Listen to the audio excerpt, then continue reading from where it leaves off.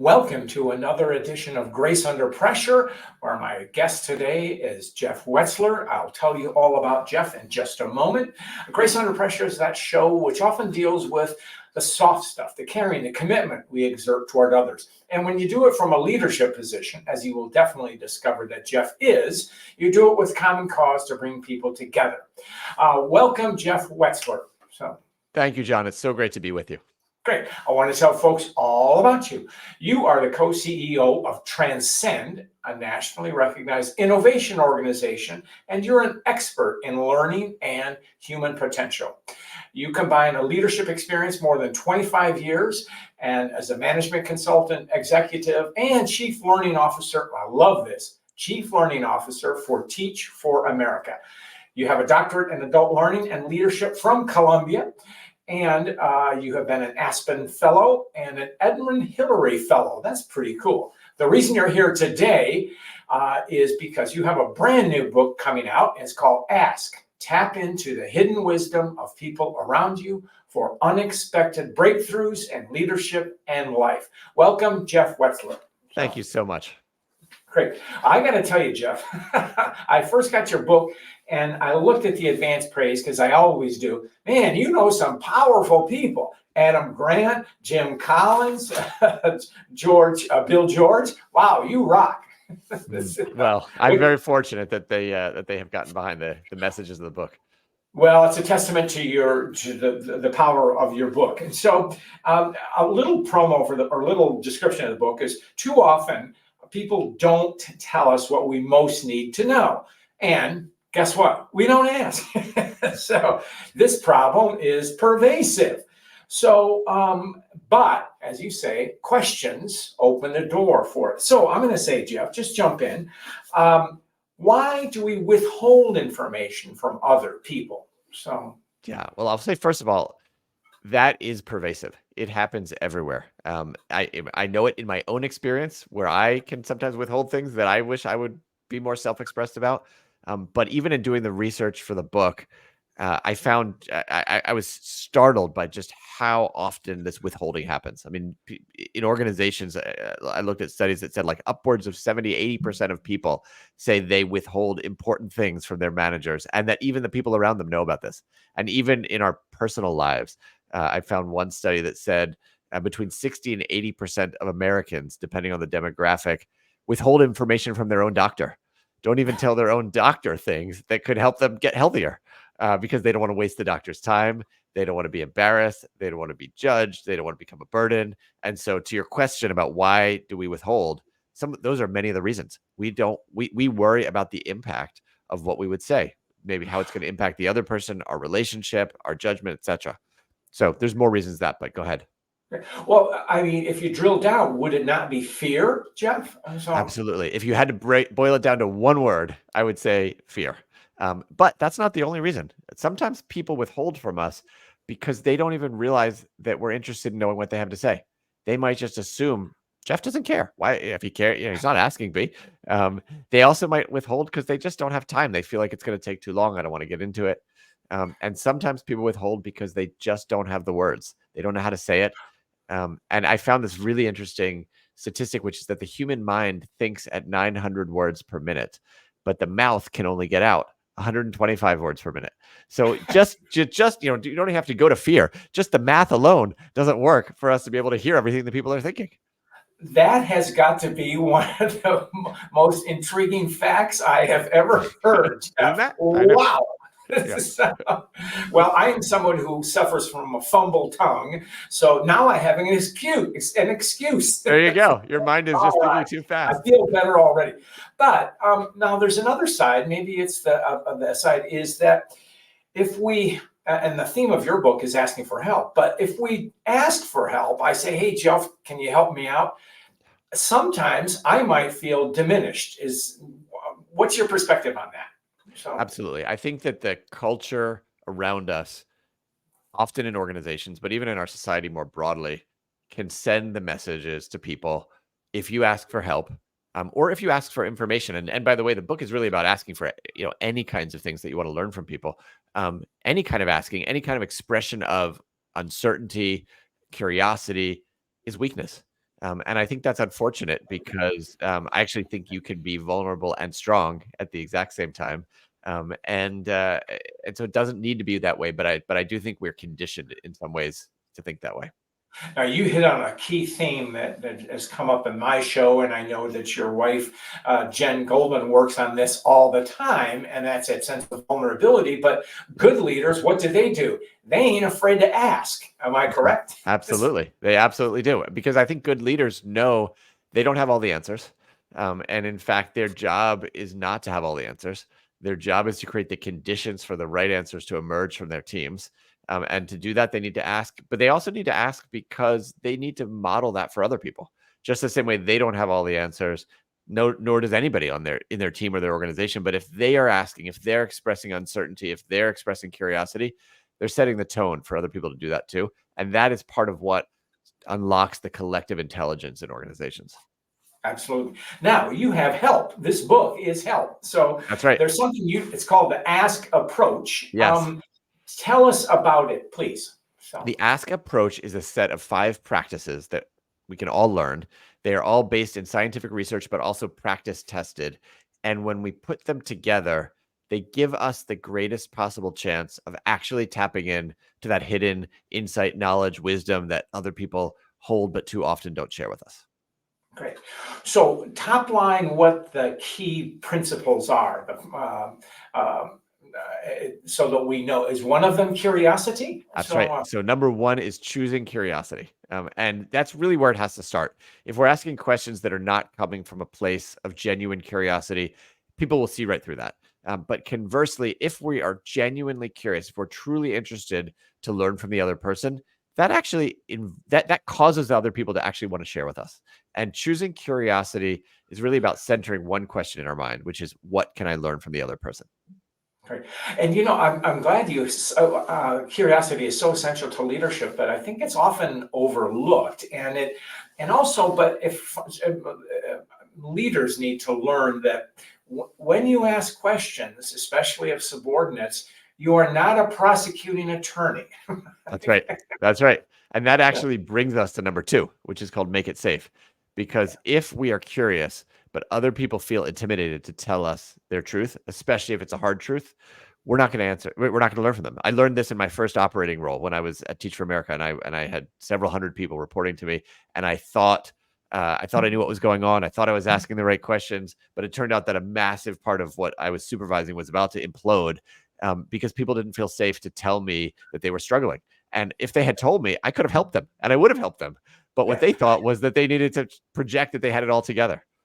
So making it safe is really about making it more comfortable, easy, and appealing for others to tell us their truths.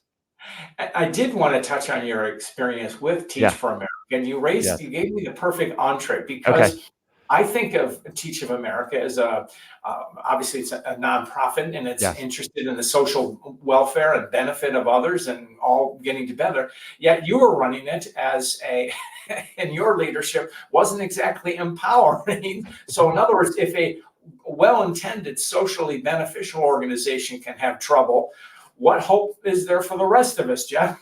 Well, just because an organization is a nonprofit or has a social mission does not guarantee that everything is, working smoothly inside that organization. And in fact, before I joined Teach for America, they were a client of mine for 5 years when I was in management consulting, and I spent the majority of my time working with for-profit organizations, and I spent a fraction of my time on Teach for America. And one of the reasons I left and joined them is that they were actually far better run than any of my corporate clients. I mean, these are Fortune 100 companies, but in terms of being disciplined and relentless and hard charging and ambitious, Teach for America was, and I would say still is, one of the best run organizations out there, regardless whether it's nonprofit or for profit. That's good, but at the same time, I think your point is valid. That even in a well-run organization, there can be reticence. And I know Amy Absolutely. Edmondson wrote the foreword of your book, if I'm not mistaken. That's right. We're driving towards psychological safety. Exactly. Is that true? Yes. So this second part of the ask approach, called make it safe, is really trying to take a lot of Amy's ideas, which exist at the cultural level, at the organizational level, and say, what does it look like to make it safe at the individual interpersonal level. And Amy was incredibly helpful to me, especially on this part of the book. And one of the most important things she said to me was, you're never going to make it fully safe for people. There's always going to be some degree of risk. And so making it safe is really about lowering the barriers, making it more comfortable, more easy, more appealing. And that includes things like even just basic stuff. I remember when I spoke to Bill George, because you referenced him earlier, I said, as a CEO, CEOs are notorious for not getting the truth. How did you get the truth from people? How did you actually learn from people? And he said, well, first thing is, if I wanted to learn from someone, I would never bring them into my office and make them sit across the big CEO desk from me and assume that they're going to feel safe. I'm going to go sit on the couch, or I'm going to go where they are. We're going to take a ride along on sales calls together. I mean, all of those kinds of things. And so part of making it safe is literally choosing the time and place that's good for the other person, not easy for us. Well, Bill George was one of the most revered CEOs and still is. And I Yes. love that approach. And that reminds me of the Kaizen philosophy, Gemba, go to where the work is. Yes. And It so, makes so much sense. and a piece of trivia, George Bush, the first Bush, as one of the secrets to his diplomacy when he was the U.S. ambassador to the UN was, as the U.S. ambassador, the top dog, what did he do? He went around to the offices of other countries. So, he learned from them on their own ground, on their own turf, if you will. That's a So, perfect example of what we're talking about. I love it. yeah, that's great. So now we always hear ask questions and all this kind of stuff. Now, is there something as such a thing as a bad question, Jeff? So, Well, I would say that there are better and worse questions. When it comes to the questions that will help you learn, I never want to say there's a bad question because I want to encourage questions. And so if people are judging themselves, I don't want them to stop themselves by asking what they think is a bad question. But I distinguish between quality questions and crummy questions. And crummy questions are questions that we think might have that have a question mark at the end, technically, but really are not going to help us learn. Those could be because we're stacking 3 or 4 questions on top of each other and someone doesn't know which one to answer, or maybe we're making a statement that we're saying, isn't that right, at the end? And then the other person doesn't really know, do they really want to know what I have to think? Maybe we're trying to manipulate them and say, don't you think it'd be better if we went in this direction, or attacking them? Well, why would you ever think that? So there's a whole bunch of clumsy questions and crummy questions out there, but the quality questions are questions that help us learn. Did you want to jump in? no, please go Okay. on. Okay. Quality questions. I almost think of quality questions the same way that I imagine a surgeon might think of their scalpel and all their other tools. Depending on what you're trying to understand and get at, there are different questions. And most of us have 1 or 2 go-to questions that we like. Maybe we'd say, help me understand, or something like that. But our repertoire is pretty narrow. And so this practice is really about broadening the repertoire of kinds of questions that we can ask. And I'll give you just one example of, I think, a frequently overlooked question strategy, which is what I call requesting reactions. And that's just simply to say, after I tell you my point of view or my idea or my suggestion, just to say, what's your reaction to that? How does that land with you? To what extent does that resonate? What might I be missing? And so often we think if someone has a reaction, they're going to tell us their reaction. But for all the reasons we just discussed, including the fact they may not feel safe, they may not tell us their reaction. But if we simply say, how did that land with you? What's your reaction? We're going to learn so much about what they're actually thinking. So that's just one of multiple strategies of quality questions that I talk about. As you were saying that, Jeff, I love that. Thank you to get people. And I know I do in my coaching, and I'm certain that Jen does in her coaching, is when you're talking to leaders to elicit, opinions of others in the room, don't be the first one to speak. Would that apply to questions, or what's your perspective on that, Jeff? Well, I think it depends on the situation. Often, I think if we want to learn from other people, speaking less and listening more is a good rule of thumb. Sometimes, however, if we ask a question and we don't speak first, that can be perceived as keeping our cards close to the vest, and the other person might be guessing at what our agenda is. So sometimes it's helpful to actually say that, I'm going to share with you some thoughts, and I'd love to hear your thoughts too, or simply to say, I'm going to share with you why I'm asking you the question, so they don't have to guess at that. But I think it's also equally valid to say sometimes I've got some thoughts and ideas, but I'd love to hear yours first. So what, do you mind starting?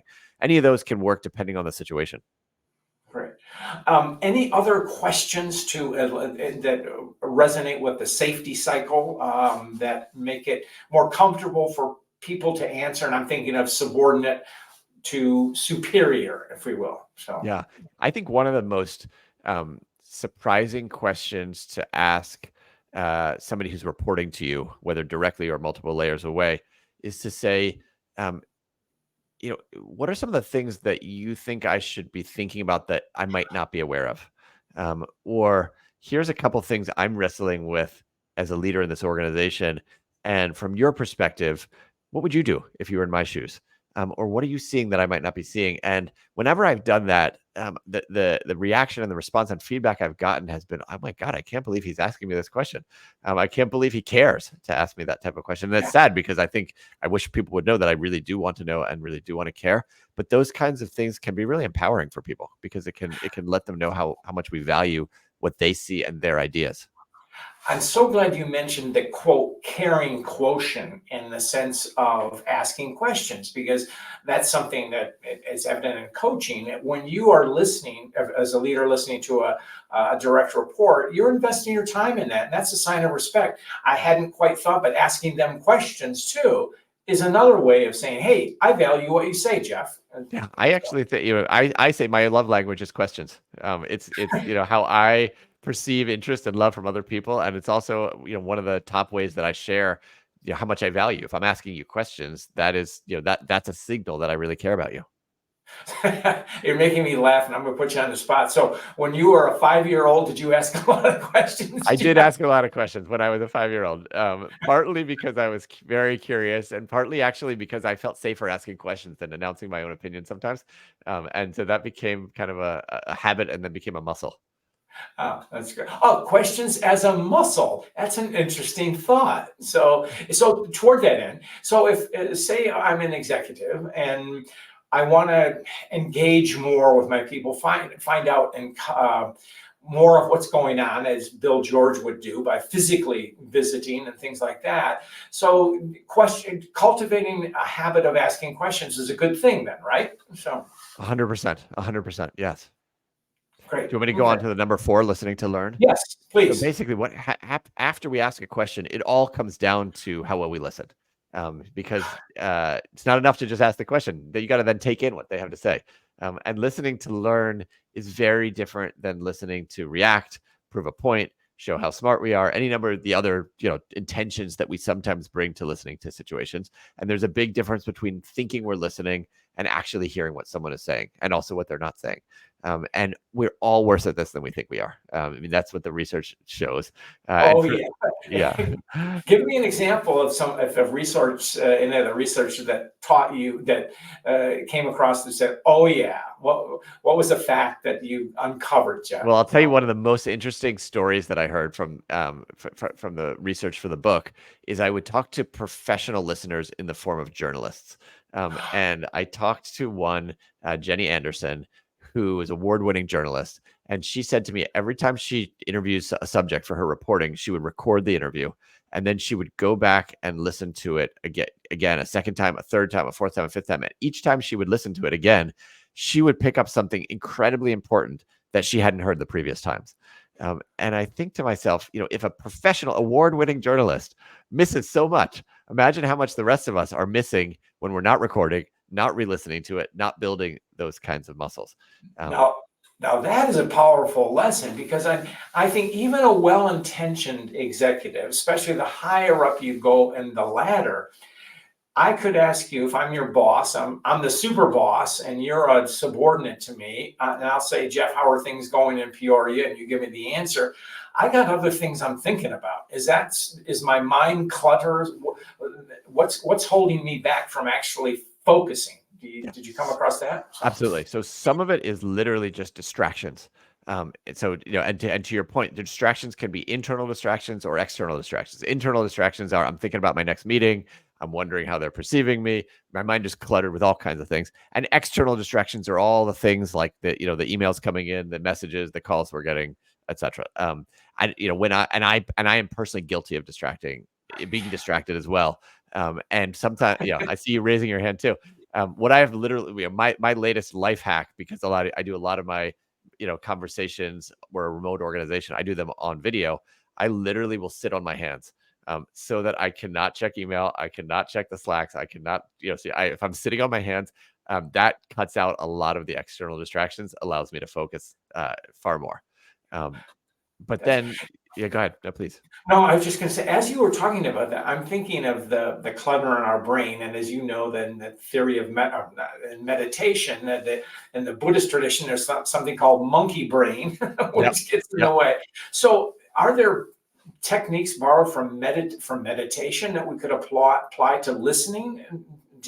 Have you come across that, Jeff? Absolutely, 100%. When we are meditating, we are first of all noticing the monkey mind that is coming up, and then and as you know, and I'm not an expert meditator, but I would call myself an amateur meditator. I try to do it at least a few times a week, and when you can start to say, "Oh, there it is," and then I can there it goes again, and I can then notice it, note it, put it to the side, and then come back to what I'm focused on. And I think that the practice of doing that with our breath gives us, builds that muscle to say, all right, instead of now focusing on my breath, I'm maybe focusing on the person right in front of me. Oh, here's the distraction. Okay, I noticed that, putting it off to the side. So 100% agree.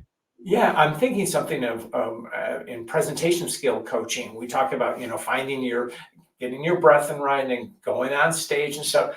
Would that be a good technique for someone who really wants to focus listening? To take a couple of deep breaths, then Yes. where do I need to go, and then focus? So Exactly. And so much of it is really about setting the intention. That's why I call it listen to learn. And I think breathing and all of those types of modalities can help us in setting an intention. And when we set the intention to say, I'm going to learn from this person, all of a sudden, I think everything follows from that, because then I do have to lean forward. Then I do have to focus. Then I do want to dish the distractions because I got to learn. There are also a whole bunch of things that we can then do in the midst of listening. So listening doesn't have to mean completely shutting up and staying quiet. One of my favorite things that I think is the most powerful thing we can do when we listen is to simply paraphrase back and test and say, here's what I think I'm hearing you say. Did I get it right? To what did I miss? And I know when I do that, I at least 50% of the time, the other person says, well, you didn't quite get it right, or you got it, but there's something more I want to say now. And so that paraphrasing and checking not only increases the chances that we are going to actually hear the right thing, but it also sends such a message to the other person. How much do I care about you that I want to go out of my way to play it back to you to the point where you say exactly.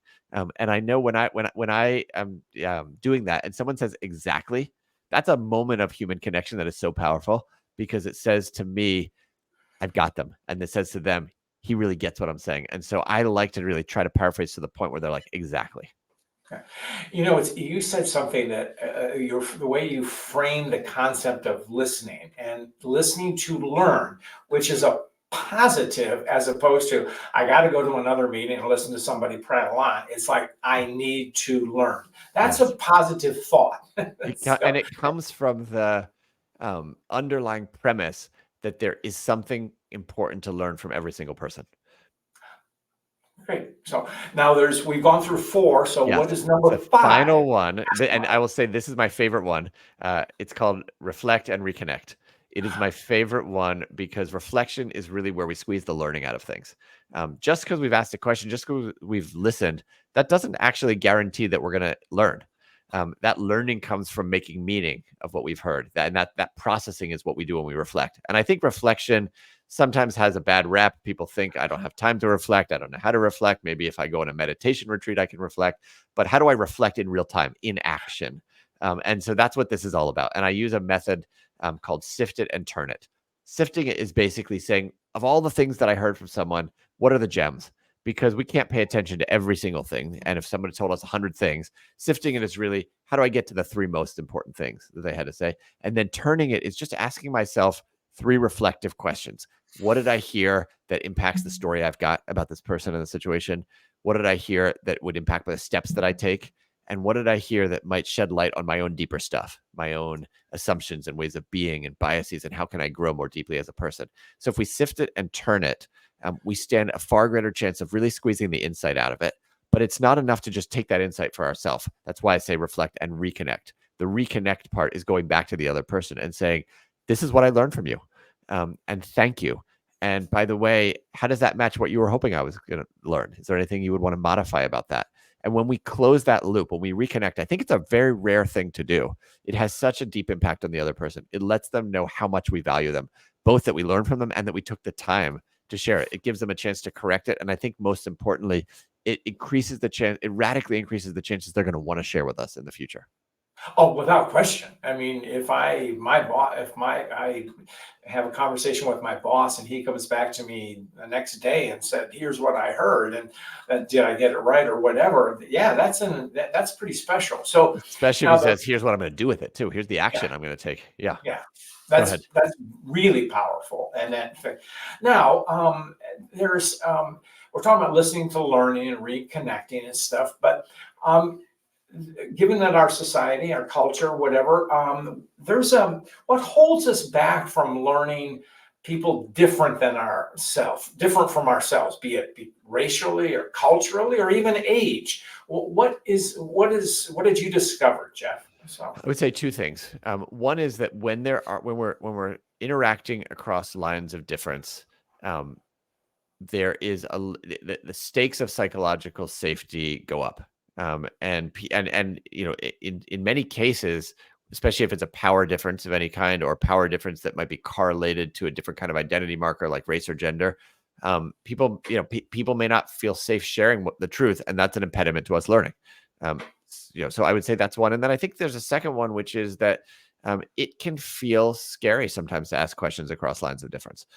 And if we haven't built that underlying connection in the first place, we end up staying in our own assumptions and not actually venturing across and saying, how come you do see it that way, or what's it like to be, you in the world as well. no, that's powerful. So now you have something intriguing in the book, and it's how is AI factoring either positively or negatively? Yeah. What have you learned from this, Jeff? So, We're seeing AI replace so many things that we thought humans could do. Even I've been in the education field, and we thought, well, if we teach kids how to code, that's going to be a ticket to the middle class life. Well, it turns out AI can code faster and better than most people, and so that writing, creativity. I mean, it's incredible. I don't think AI will ever replace our ability to truly connect with and learn human to human from one another. But I do think AI can help us get better at it.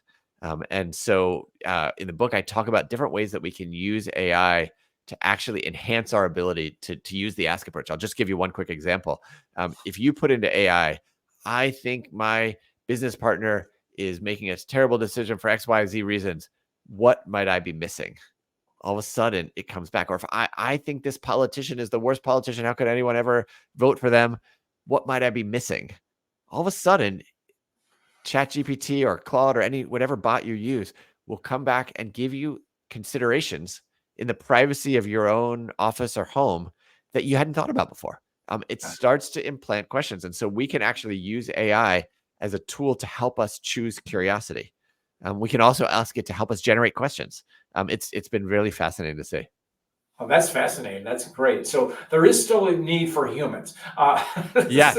And we can use machines to help us be better at the uniquely human things. That's great. So, Jeff, we are racing toward this end of our show. I could keep going and going and going, but I know you have a life. And so, but as you know, I ask every guest a story about grace. Do you have something that you'd like to share with us? I have been the beneficiary of so much grace in my life. I'm very blessed. I was thinking I have a mentor, Jim Cutler, who was one of my early bosses, and he was very helpful to me in this book. He's actually written about in the book, and he jokes to me that in my early days as a professional, he would have predicted that I would not have written a book called Ask, but I would have written a book called Tell, because I used to tell him all the ways that he could have been a better boss and run the organization better. And about a year into my first operating role, I went back to Jim and I apologized. And I said, Jim, I had no idea it was this hard to be a boss, to lead a team, to build an organization. And the grace that he had to sort of, let me be my immature self as I was early in my career, but also then to welcome my apology is something I will never forget. Oh, that's wonderful. Jeff, how can people find you? So, www.askapproach.com is the website. And people can also connect with me on LinkedIn, Jeff Wetzler. that's great. And the book will be available everywhere. And that's great. So, Jeff Wetzler, you have been a wonderful guest. Tap into the hidden wisdom of people around you for unexpected breakthroughs in leadership and life. It's a great read. Jeff, with that, we will close out. Thank you for having me.